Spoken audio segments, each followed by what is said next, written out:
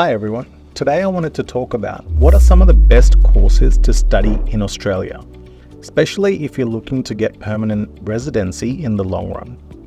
Right, so Australia is revitalizing or changing a lot of its system.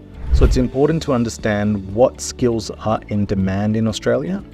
And exactly that's what you should be focusing on to make sure you end up in an industry where you can get a job or experience that can potentially lead to permanent residency.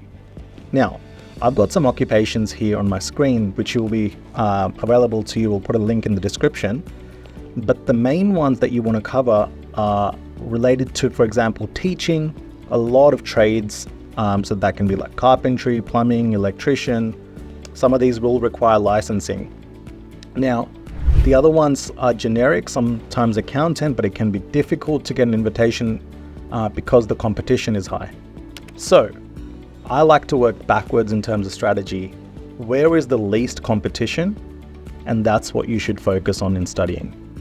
And you should be able to compete with the relevant competition to make sure you can either get an invitation or you can get sponsorship. And that all comes back down to planning ahead and making sure you choose the right course for your studies in Australia. Now, a lot of the occupations here are professional, so science related, engineering, but then a lot of trades as well. Now, we have a huge shortage of trades in Australia, and that's what you should be focusing on if that's not of concern to you. So if you're willing to work as a tradesperson, it won't be difficult to get an invitation or sponsorship because there is such a huge shortage in Australia.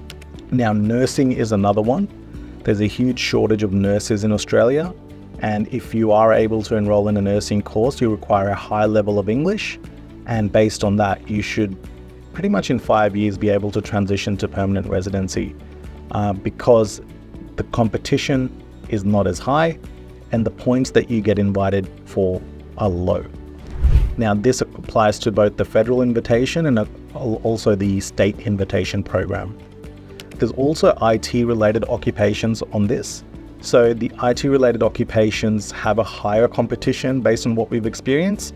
So make sure that you are able to have a sponsorship as a backup should you wish to transition to permanent residency. So the courses that you're focusing on is Bachelor of Nursing, pretty much anything Cert 4 or diploma in trades. And that's a shorter course as well, so that might be of more benefit where you're not required to spend as much money or you're not required to study for as lengthy of a duration as a bachelor degree, depending on the course you choose.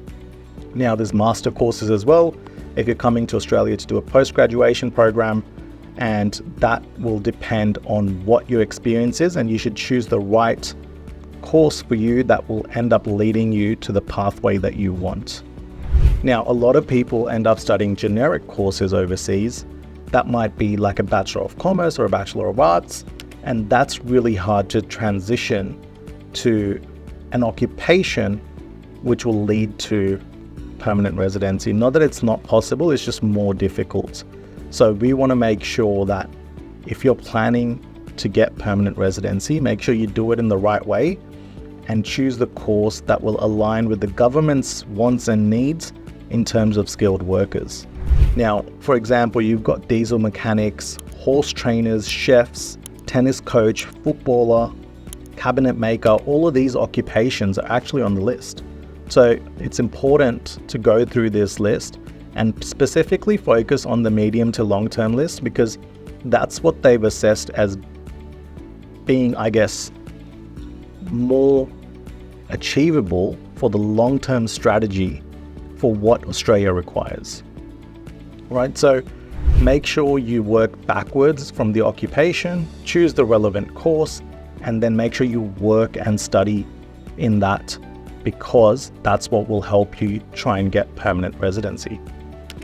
Now, if you have any questions regarding the courses that you're interested in, we can pretty much help you enroll into any course because our objective is immigration and not so much education. We want to make sure that the strategy that we provide for you in the long run aligns with everything that you're looking for, whether that's temporary or permanent.